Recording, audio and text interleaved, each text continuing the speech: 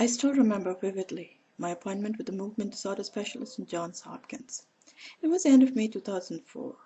Hearing the diagnosis was both a relief as well as a disbelief. Relief, knowing that I was not crazy, that all the symptoms that I have been having actually had a name, and that even if all the diagnostic results came back normal, there was something really wrong. Disbelief, shock, a surreal feeling, because this was not supposed to be happening to me. It was supposed to be something for which I would take a few pills and magically become healthy, Well, it has been almost 6 years and reality is setting in. It has been 6 years of not only physical, but mental, emotional hellhole. And guess what? Only going to get worse. Parkinson's is an insidious condition, very stealthy and sneaking into your body and mind. And by the time symptoms manifest itself, more than 80% damage is done. It is like dying slowly each day and utterly demoralizing, humiliating, frustrating, guilt-ridden, and a feeling of utter helplessness. All the things I had taken for granted now becomes laborious, simple tasks daunting. The decline has been gradual but definite, each day taking a little bit away from me. It has also taught a lot about me. I have learned that I have the strength, the fortitude, and the attitude to deal with it. It has helped me to look at life in a different way. It made me realize that there's more to life than the constant bickering and the negativity we surround ourselves with. I've learned that life is unpredictable, that one needs to treasure the good moments and try to let go of the bad moments. I have realized that my stubbornness or willpower is actually a good thing, as I refuse to give up or give in. It helps when I'm frozen and my feet and body are refusing to cooperate. I focus inward and gather my mental reserves and will my body to move, even though I'm dripping with sweat in the simple process of putting one foot forward. But when I do it, I have a sense of satisfaction like no other. One little step at a time, I can do it. If I cannot walk, I crawl, getting up and close and personal with the carpet. Sense of humor, being able to laugh as you fumble and stumble is extremely important. So when I shuffle, I'm happy feet. When I sway, I'm having my drunken walk. And when my body is shaken so much that the chair I'm sitting on is vibrating, well, that's when I'm electrified. It is ironic, as I yearn to be able to do simple things like running errands, drive my kids to activities, grocery shop, cook, etc. I still do it. It takes me some time, but still do it. Especially when my meds manage to fool my body into thinking that everything's okay. I can take on the world. But when I feel the off moments coming on, time to pop the pills.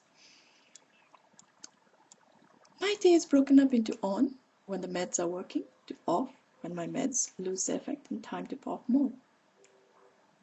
Do these pills really help? Well, the pills help in helping me have a life while I can. No, it does not take care of the condition. The ravages to the mind and body continue. There is no cure yet. The pills, while they have side effects, they have prompted lawsuits. At least buy me some time of normalcy, whatever normal means. Over the course of my 6 years with Parkinson's, I've come across different reactions. Lots of comments, observations.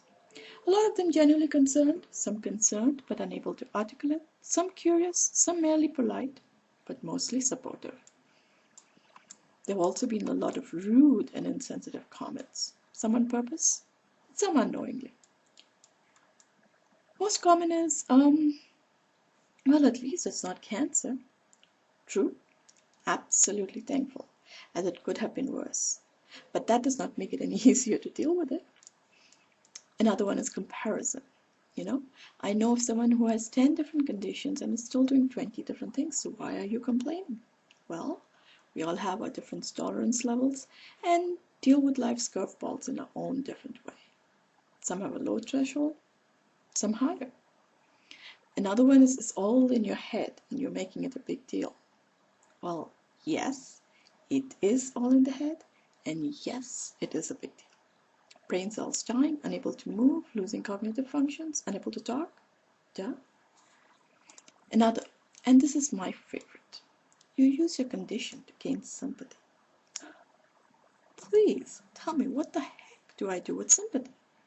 Will it make it go away?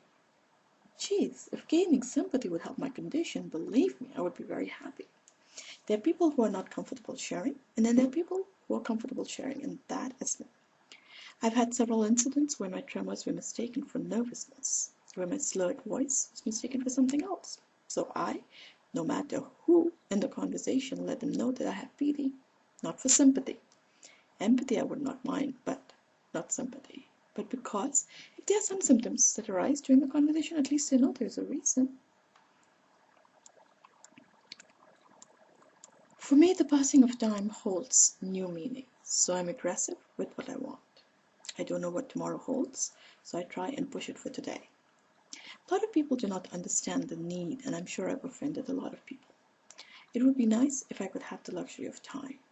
The need is desperate to do something while I still can.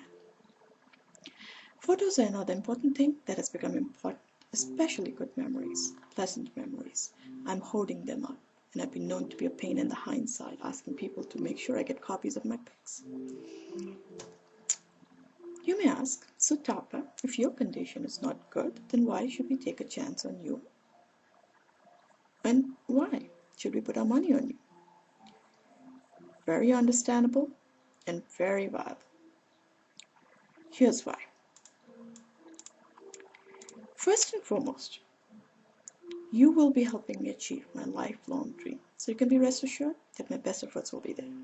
And the way I look at it is, if I can still get up each morning and approach the day with a smile, a spring in my heart, and with the hope that I can do it and will do it and do it, if I can still maintain a positive attitude and even think of doing something with my life, have a craving to make a difference in people's life, and deal not only with the physical but emotional issues head on, then I know I'm made of tough spirit, and not many people have that. Would you still want to do something with your life when you try to get out of the chair and realize that you cannot move? When you try to turn in the bed and you're unable to move?